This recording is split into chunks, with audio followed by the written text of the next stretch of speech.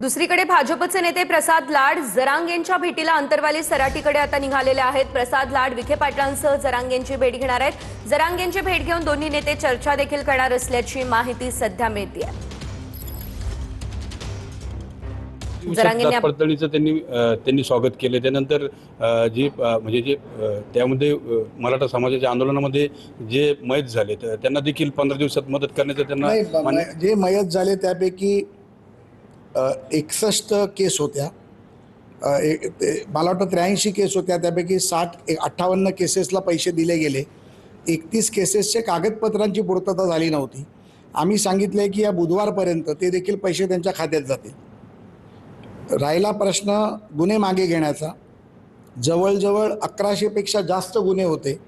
1100 पेक्षा जास्त गुन्ह्यापैकी 958 गुन्हे मागे घेतले गेले।